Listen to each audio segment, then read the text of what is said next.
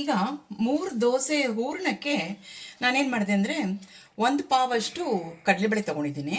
ಈ ಕಡಲೆಬೇಳೆ ಸುಮಾರು ಒಂದು 4 ಫಸ್ಟ್ ಕ್ಲೀನಾಗಿ ಎಲ್ಲ ತೊಳ್ಕೊಂಬಿಟ್ಟು ಹಳದಿ ಕಲರ್ ನೀರು ಏನು ಬರುತ್ತೆ ಅದೆಲ್ಲ ಹೋದ್ಮೇಲೆ ಕ್ಲೀನಾಗಿರೋ ನೀರಲ್ಲಿ ಒಂದು 4 ಅವರ್ಸ್ ನೆನೆಸಿಟ್ಟಿದ್ದೀನಿ. ಈಗ ಇದನ್ನು ಕುಕ್ಕರಲ್ಲಿ ಬೇಯಿಸ್ಕೋಬೇಕು. ಕುಕ್ಕರಲ್ಲಿ ಬೇಯಿಸ್ಕೊಳ್ಳೋಕ್ಕಿಂತ ಮುಂಚೆ ಅದಕ್ಕಿಂತ ಒಂದು ಸ್ವಲ್ಪ ಜಾಸ್ತಿ ನೀರು ಇಟ್ಬಿಟ್ಟು 1 ಸ್ಪೂನಷ್ಟು ಎಣ್ಣೆ, ನಾವೇನು ಅಡುಗೆ ಎಣ್ಣೆ ಯೂಸ್ ಮಾಡ್ತೀನಲ್ಲ ಅಡುಗೆ ಎಣ್ಣೆ ಹಾಕ್ಕೊಂಡಿದ್ದೀನಿ. ಮತ್ತು ಒಂದು ಸ್ವಲ್ಪ ಅರಿಶಿನ ಹಾಕ್ಬಿಟ್ಟು ಈಗ ಕುಕ್ಕರಲ್ಲಿ ಒಂದು 2 ವಿಸಿಲ್ ಬರೋವರೆಗೂ ಕೂಗಿಸ್ಕೊಂಡ್ಬಿಡೋಣ. ಕೂಗಿಸ್ಕೊಂಡ್ಮೇಲೆ ಆರಿದ್ಮೇಲೆ ಆಮೇಲೆ ಮುಂದಿಂದು ನೋಡೋಣಂತೆ. ಕುಕ್ಕರಲ್ಲಿ ಇಟ್ಟಿದ್ದೀನಿ. ಈಗ ಇದಕ್ಕೆ ಒಂದು ತಟ್ಟೆ ಮುಚ್ಚಿಬಿಟ್ಟು ಈಗ ಕುಕ್ಕರ್ ಸೆಟ್ ಮಾಡಿಬಿಡೋಣ. ಒಂದು 2 ವಿಸಿಲ್ ಆದಮೇಲೆ ಆಮೇಲೆ ತೆಗೆದು ನೋಡೋಣಂತೆ. 3 ದೋಸೆ ಮಾಡೋಕ್ಕೆ ಎಲ್ಲದಕ್ಕಿಂತ ಮುಖ್ಯವಾಗಿ ನಮಗೆ ದೋಸೆ ಹಿಟ್ಟು ಬೇಕು. ಆ ದೋಸೆ ಹಿಟ್ಟು ಎಲ್ರಿಗೂ ಗೊತ್ತಿದೆ ಹೇಗೆ ಮಾಡೋದು ಅಂತ, ಆದರೂ ನಾನು ಹೆಂಗೆ ಮಾಡಿದೆ ಅಂತ ಹೇಳ್ಬಿಡ್ತೀನಿ. ದೋಸೆ ಅಕ್ಕಿ ತೊಗೊಂಡಿದ್ದೀನಿ. ದೋಸೆ ಅಕ್ಕಿ 2 ಪಾವು ತೊಗೊಂಡಿದ್ದೀನಿ. ಮತ್ತು ಅದರಲ್ಲಿ ಕಾಲು ಭಾಗ ಅಂದರೆ ಅರ್ಧ ಪಾವಷ್ಟು ಉದ್ದಿನಬೇಳೆ ತೊಗೊಂಡಿದ್ದೀನಿ. ಮತ್ತು ಒಂದು ಸ್ವಲ್ಪ ಮೆಂತ್ಯ, ಅವಲಕ್ಕಿ ಆಗಲಿ, ಸಾಬುದಾಣ, ಎಷ್ಟೋ ಜನ ಹಾಕ್ತಾರಲ್ಲ ಸಾಬುದಾಣ ಆಗಲಿ, ಮತ್ತು ಬೇರೆ ಏನೂ ಹಾಕಲ್ಲ. ಇದು 3 ಪದಾರ್ಥಗಳು ಸಾಕು ನಾವು ಈ 3 ದೋಸೆ ಮಾಡೋದಕ್ಕೆ.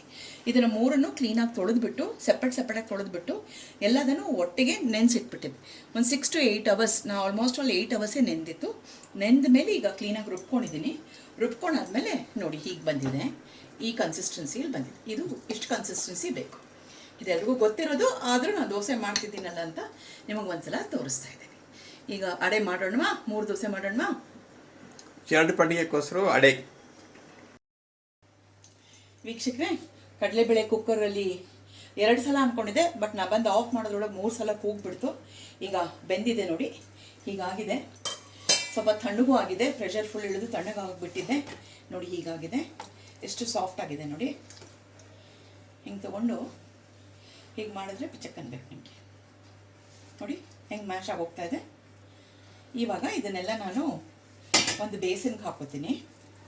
ಬೇಸಿನ್ಗೆ ಹಾಕೊಬಿಟ್ಟು ಸ್ವಲ್ಪ ಅದರಲ್ಲೇನು ನೀರಿದೆಯಲ್ಲ ನೀರನ್ನು ತೆಗೆದು ಬಿಡ್ತೀನಿ. ಈ ಕಡಲೆಬೇಳೆನೆಲ್ಲ ಈ ಬೇಸಿನ್ಗೆ ಹಾಕೊಂಡ್ಬಿಡ್ತೀನಿ. ಒಂದು ಸ್ವಲ್ಪ ನೀರು ಬರುತ್ತೆ ಮಧ್ಯದಲ್ಲಿ. ಆ ನೀರನ್ನ ಬೇರೆ ಒಂದು ಪಾತ್ರೆ ಇಟ್ಕೊಂಡು ತೆಕ್ಕೊಂಬಿಡಿ. ಯಾಕಂದರೆ ಹೂರಣ ನಿಮಗೆ ಗಟ್ಟಿ ಬೇಕಲ್ವಾ, ಅದಕ್ಕೋಸ್ಕರ ಆದಷ್ಟು ಅದು ಕಡಲೆಬೇಳೆಯಲ್ಲಿರೋ ನೀರನ್ನ ಶೋಧಿಸ್ಕೊಂಬಿಡಿ. ಆಮೇಲೆ ಉಪಯೋಗಿಸ್ಕೊಂಡ್ರೆ ಆಯಿತು, ಬೇಕಾಯಿತು ಅಂದರೆ. ಇದು ನಮ್ಮ ಸ್ವೀಟ್ ದೋಸೆಗೆ ಅಥವಾ ಅಡೆ ದೋಸೆ ಅಥವಾ 3 ದೋಸೆ ಅಂತಿರಲ್ಲ ಅದಕ್ಕೆ ಮಾಡೋಕ್ಕೆ ಇದು ಒಂದೊಂದು ಸ್ಟೆಪ್. ಸ್ವಲ್ಪ ನಿಧಾನ, ಟೈಮ್ ತೊಗೊಳುತ್ತೆ. ಹಾಗಾಗಿ ನಿಧಾನಕ್ಕೆ ಪೇಷನ್ಸ್ ಮೇಕ್ಸ್ ಪ್ರಾಡಕ್ಟ್ ಪರ್ಫೆಕ್ಟ್ ಅನ್ನೋ ಹಾಗೆ ನಿಧಾನಕ್ಕೆ ನೀವು ಒಂದೊಂದಾಗಿ ಮಾಡ್ಕೋಬೇಕು. ತಾಳ್ಮೆ ಇದ್ರೆ ಟೇಸ್ಟ್ ಚೆನ್ನಾಗಿ ಬರುತ್ತೆ. ಹೌದು, ಪೇಷನ್ಸ್ ಮೇಕ್ ಪ್ರಾಡಕ್ಟ್ ಪರ್ಫೆಕ್ಟು. ತಾಳ್ಮೆ ಇದ್ದರೆ ಟೇಸ್ಟ್ ಚೆನ್ನಾಗಿ ಬರುತ್ತೆ. ಓಕೆ, ನಾನಿವಾಗ ಈ ಮ್ಯಾಶರ್ ಇಟ್ಕೊಂಡಿದ್ದೀನಿ. ಈ ಮ್ಯಾಶರಲ್ಲಿ ಇದನ್ನು ಚೆನ್ನಾಗಿ ಮ್ಯಾಶ್ ಮಾಡ್ಕೊಂಡ್ಬಿಡ್ತೀನಿ. ಅಟ್ ದ ಸೇಮ್ ಟೈಮ್ ಇದು ಮ್ಯಾಶ್ ಮಾಡ್ಕೊಳ್ಳೋ ಸಮಯದಲ್ಲಿ ನಾನು ಬೆಲ್ಲ ಎಷ್ಟು ತೊಗೊಂಡಿದ್ನೋ ಅಷ್ಟೇ ಪ್ರಮಾಣದಲ್ಲಿ ಕಡಲೆಬೇಳೆಗೆ ಎಷ್ಟು ತೊಗೊಂಡಿದ್ನೋ ಅಷ್ಟೇ ಪ್ರಮಾಣದಲ್ಲಿ ಬೆಲ್ಲ ತೊಗೊಂಡಿದ್ದೀನಿ. ಈ ಕಡೆ ಸೈಡ್ ಒಳಗೆ ಈ ಬೆಲ್ಲಕ್ಕೆ ಒಂದು ಸ್ವಲ್ಪ ನೀರು ಹಾಕೋತೀನಿ. ಈಗಾಗಲೇ ಬಿಸಿಲಿಗೆ ಜೋನಿ ಬೆಲ್ಲದಂಗೆ ಕರಗೋಗ್ತಾ ಇದೆ. ಒಂಚೂರು ನೀರು ಹಾಕ್ಕೊಂಡು ಇದನ್ನು ಕರಗಿಸ್ಕೊಂಡು ಶೋಧಿಸ್ಕೊಂಡು ಮತ್ತೆ ನಿಮ್ಮ ಹತ್ರ ಬರ್ತೀನಿ ವಾಪಸ್. ವೀಕ್ಷಕರೇ, ಈಗ ಬೆಲ್ಲ ಚೆನ್ನಾಗಿ ಕರಗಿದೆ. ಆ ಬೆಲ್ಲನ ಒಂದು ದಪ್ಪ ತಳದ ಪಾತ್ರೆಯಲ್ಲಿ ಹೂರಣ ಮಾಡ್ಕೋಬೇಕು ಇವಾಗ. ಹಾಗಾಗಿ ನಾನು ಈ ಚಿಕ್ಕ ಕುಕ್ಕರ್ ಇಟ್ಕೊಂಡಿದ್ದೀನಿ. ಬೆಲ್ಲ ಕರಗಿ ಶೋಧಿಸ್ಕೊಂಡಿದ್ದೀನಿ. ಅದನ್ನು ಇದಕ್ಕೆ ಈ ಪಾತ್ರೆಗೆ ಹಾಕೋತಾ ಇದ್ದೀನಿ. ಬರೀ ಕರಗಿಸ್ಕೊಳ್ಳೋದಷ್ಟೇ, ಅದಕ್ಕೇನು ಒಂದೆಳೆ ಪಾಕ ಅದೆಲ್ಲ ಏನೂ ಬೇಕಾಗಿಲ್ಲ. ಕರಗಿಸ್ಕೊಂಡಿದೆ. ಗ್ಯಾಸ್ ಹಚ್ತಿದ್ದೀನಿ. ಇವಾಗ ನಾನೇನದು ಆ ಕಡಲೆಬೇಳೆ ಏನು ಮ್ಯಾಶ್ ಮಾಡ್ಕೊಂಡಿದ್ನಲ್ಲ ಅದು ಹಿಂಗಾಗಿದೆ. ಇದನ್ನೆಲ್ಲ ಸ್ವಲ್ಪವಾಗಿ ಇದಕ್ಕೆ ಹಾಕ್ತಾ ಇದ್ದೀನಿ. ಇದನ್ನೆಲ್ಲ ಇದಕ್ಕೆ ಬಗ್ಗಿಸ್ಬಿಡ್ತೀನಿ.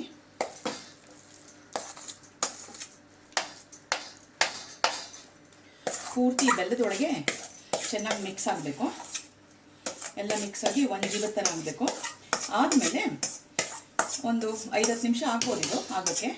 ಇದಾದಮೇಲೆ ಇದಕ್ಕೆ ಒಂದು ಸ್ವಲ್ಪ ತೆಂಗಿನಕಾಯಿ, ಏಲಕ್ಕಿ ಹಾಕಿದ್ರೆ ಆವಾಗ ನಮ್ಮ ಹೂರಣ ರೆಡಿ ಆಗುತ್ತೆ. ಈಗ ಕಡಲೆಬೇಳೆ ಬೇಯಿಸಿದ್ದು ಮತ್ತು ಬೆಲ್ಲ ಸೋದಿಸ್ಕೊಂಡಿದ್ದೆಲ್ಲ ಒಟ್ಟಿಗೆ ಹಾಕಿದ್ದೀನಿ. ಸ್ವಲ್ಪ ನೀರಾಗೆ ಆಗಿದೆ. ಸೋದಿಸ್ಕೊಳ್ದಿದ್ರೆ ನೀರು ಹಾಕೊಂಡು ಸೋದಿಸ್ಕೊಳ್ತಿದ್ದೆ ಅಂದರೆ ಗಲೀಜು ಹೋಗೋದಿಲ್ಲ ಅಂತ ಹೇಳಿ ಮಾಡಿಕೊಂಡೆ, ಹಾಗಾಗಿ ಸ್ವಲ್ಪ ನೀರು ಜಾಸ್ತಿ ಆಗಿದೆ.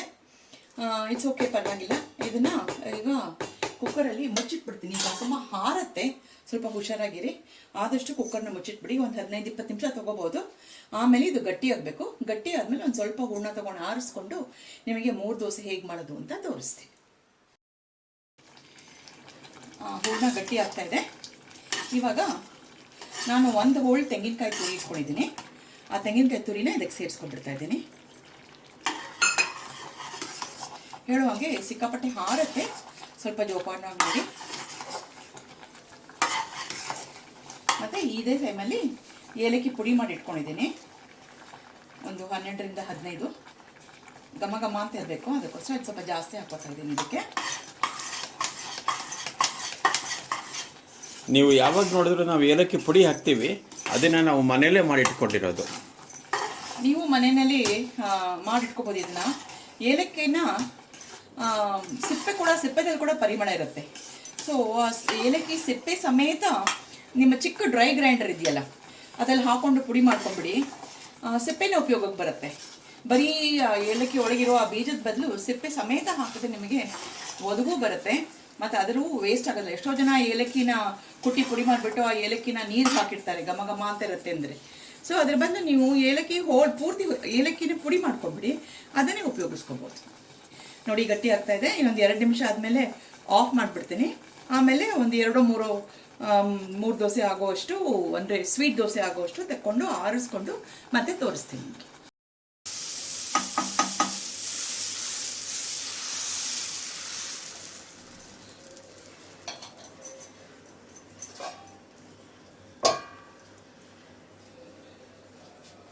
ಮೂರು ದೋಸೆಗೆ ಮೊದಲನೇ ದೋಸೆ ರೆಡಿ ಆಗ್ತಾ ಇದೆ. ಇದಕ್ಕೆ 3 ದೋಸೆ ಅಂತ ಯಾಕಂತಾರೆ ಐಡಿಯಾ ಇದೆಯಾ? ಮೊದಲು ಒಂದು ದೋಸೆ ಹಾಕ್ತೀವಿ, ಅದ್ರ ಮೇಲೆ ಒಬ್ಬಟ್ಟು ಹೂರ್ಣ ಏನಿದೆಯಲ್ಲ, ಒಬ್ಬಟ್ಟು ಹೂರ್ಣನ ಅದ್ರ ಮೇಲೆ ತಟ್ತೀವಿ. ಅದ್ರ ಮೇಲೆ ಆ ಹೂರ್ಣದ ಮೇಲೆ ಇನ್ನೊಂದು ದೋಸೆ ಹಾಕ್ತೀವಿ. ಹಾಗಾಗಿ ಇದು ಕರ್ನಾಟಕದಲ್ಲಿ 3 ದೋಸೆ ಅಂತಾರೆ. ಇದಕ್ಕೆ 3 ದೋಸೆ ಹಬ್ಬ ಅಂತಾರೆ. ತಮಿಳ್ನಾಡಲ್ಲೆಲ್ಲ ಕಾಡೆಯ ನೋವು ಅಂತಾರೆ, ನೋವು ಹಬ್ಬ ಅಂತಾರೆ ಅದಕ್ಕೆ. ಇಲ್ಲಿ ನಾವು ಕರ್ನಾಟಕದಲ್ಲಿ ಇದಕ್ಕೆ 3 ದೋಸೆ ಅನ್ನೋದು ವಾಡಿಕೆ ಆಗೋಗಿದೆ. ಸ್ವಲ್ಪ ಎಣ್ಣೆ,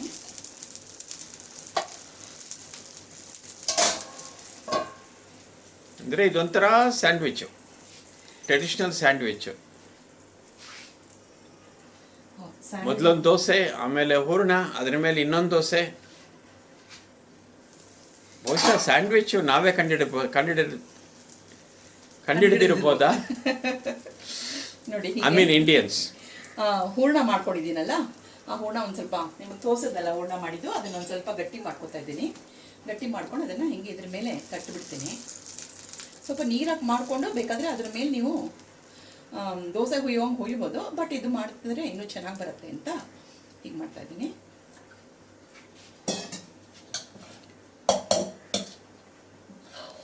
ಮಾಡಿಬಿಟ್ಟು ಇದನ್ನು ಕವರ್ ಮಾಡೋಕ್ಕೆ ಸ್ವಲ್ಪ ದೋಸೆ ಹಿಟ್ಟು ಹಾಕ್ಬಿಡೋದು.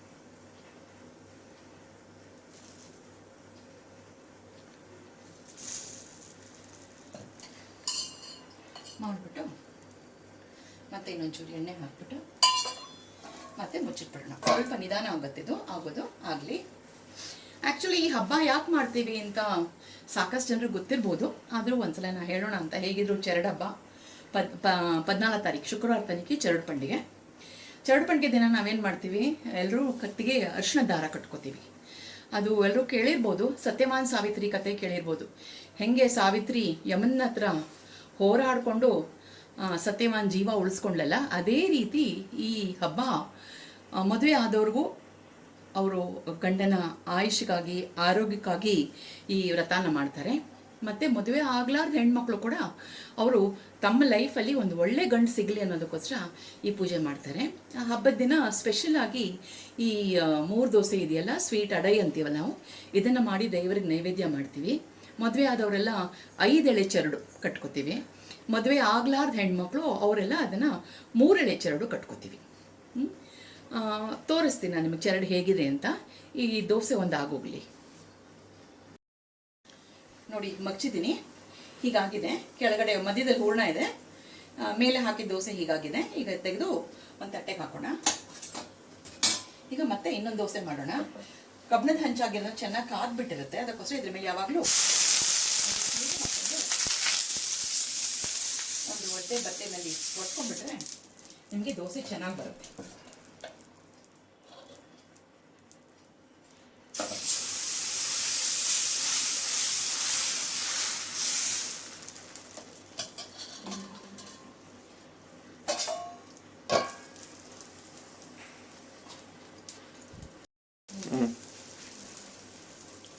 ಈಗ ಹೂರ್ಣ ಮತ್ತೆ ಇನ್ನೊಂದು ದೋಸೆ ಕಲ್ಕೋಣ. ಸ್ವಲ್ಪ ಒಳ್ಳೆ ಕೈ ಮಾಡ್ಕೊಂಬಿಡಿ, ಅಕಸ್ಮಾತ್ ಬಿಸಿ ತಾಕತ್ತೆ ಅನ್ನೋದಕ್ಕೋಸ್ಕರ.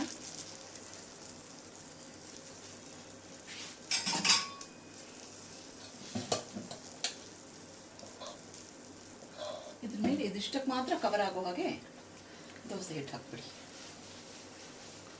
ಈ ದೋಸೆ ಹಿಟ್ಟು ಹಾಕಿದ್ರೆ ಸ್ವಲ್ಪ ಮುಚ್ಚಿಡಬೇಕು, ಯಾಕಂದರೆ ಮತ್ತೆ ಇದು ಬೆಂದಿಲ್ಲ ಅಂದರೆ ದೋಸೆ ಎಲ್ಲ ಹಿಟ್ಟೆಲ್ಲ ಹಾರುತ್ತೆ ನಿಮಗೆ. ಅದಕ್ಕೋಸ್ಕರ ಕ್ಲೀನಾಗಿ ಸಿಮ್ ಮಾಡಿಬಿಟ್ಟು ಮುಚ್ಚಿಟ್ಬಿಡಿ. ನೋಡಿ ಹೀಗಾಗಿದೆ, ಮಗ್ಚಿದ್ದೀನಿ. ಇದು ಹಿಂಭಾಗ, ಒಳಗಡೆ ಹೂರ್ಣ ಇದೆ. ಇದು ಅದ್ರ ಮೇಲಿನ ಭಾಗ ಗೋಲ್ಡನ್ ಬ್ರೌನ್ ಆಗಿ ಬಂದಿದೆ.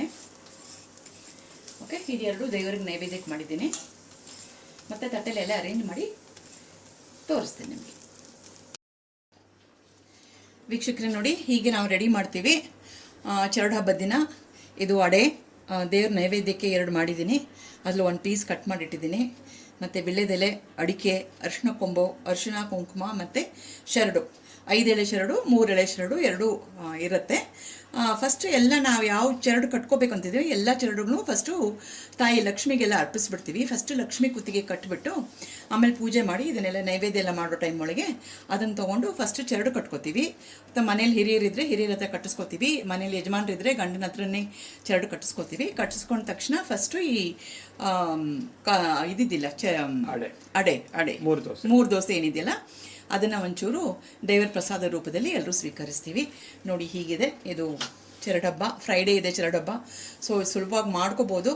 ಎಷ್ಟೋ ಜನರಿಗೆ ರೇಜ್ಗೆನಪ್ಪ ಹೂರ್ಣ ಹೇಗೆ ಅಂತ, ಹೂರ್ಣ ನೀರು ಮಾಡ್ಕೊಂಡ್ಬಿಟ್ರೆ ನಿಮಗೆ ಅದ್ರ ಮೇಲೆ ಹಾಕಿದ್ರೆ ಎಲ್ಲ ಹೊರಗಡೆ ಎಲ್ಲ ಬಂದುಬಿಡುತ್ತೆ.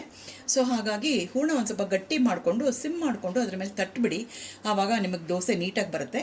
ಬಟ್ ಕೆಳಗಿನ ದೋಸೆ ಅಂತೂ ಖಂಡಿತ ಸ್ವಲ್ಪ ಬ್ರೌನ್ ಆಗೇ ಆಗುತ್ತೆ, ಬರೀ ಗೋಲ್ಡನ್ ಬ್ರೌನ್ ಅಲ್ಲ, ಸ್ವಲ್ಪ ಡಾರ್ಕ್ ಬ್ರೌನ್ ಆಗೇ ಆಗುತ್ತೆ. ಯಾಕಂದರೆ ಹೂರ್ಣ ಹಾಕಿರ್ತೀರ, ಅದ್ರ ಮೇಲೆ ಇನ್ನೊಂದು ದೋಸೆ ಆಗೋವರೆಗೂ ಅದು ಕಾವಲಿ ಮೇಲೆ ಇರುತ್ತಲ್ಲ, ಹಾಗಾಗಿ ಒಂದು ಸ್ವಲ್ಪ ಡಾರ್ಕ್ ಕಲರ್ ಆಗುತ್ತೆ.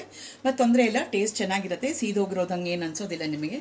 ನೋಡಿ ಇದು ಇವಾಗ ಹೂರ್ಣ ಮಾಡಿದ್ವಲ್ಲ, ಒಳಗಡೆ ನೋಡಿ, ಒಳಗಡೆ ಇದರೊಳಗೆ ಹೂರ್ಣ ಹೀಗಿರುತ್ತೆ.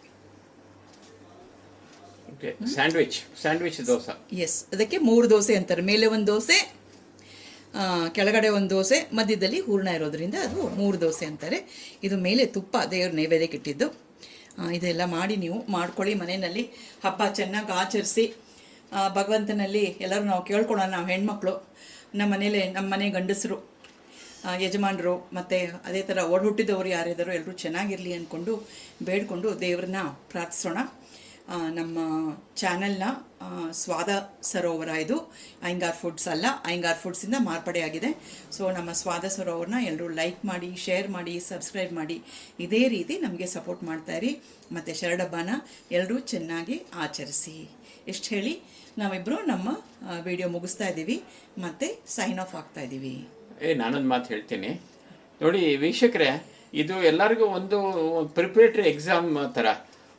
ಒಬ್ಬಟ್ಟು ಹೋಳಿಗೆ ಮಾಡ್ತೀವಿ, ಅದಕ್ಕೆ ಇವಾಗ ಒಂದು ಈ ಹಬ್ಬದಲ್ಲಿ ಪೂರ್ಣ ಮಾಡ್ಕೊಂಬಿಟ್ರೆ ಇದು ಪ್ರಿಪ್ರೇಟರಿ ಎಕ್ಸಾಮ್ ಪೂರ್ಣ ಮಾಡೋಕ್ಕೆ. ನಿಮಗೆ ಒಬ್ಬಟ್ಟು ಅವಾಗ ಅವತ್ತಿನ ದಿವಸ ಯುಗಾದಿ ದಿವಸ ಮಾಡಿ ಫಸ್ಟ್ ಕ್ಲಾಸ್ ಆಗಿ ಬರುತ್ತೆ. 15 ದಿನಕ್ಕೆ ಯುಗಾದಿ ಅಲ್ಲ, ಇದು ಮಾರ್ಚ್ 14, ಅದು March 30. So correct preparatory exam ಊಟ ಮಾಡೋಕ್ಕೆ.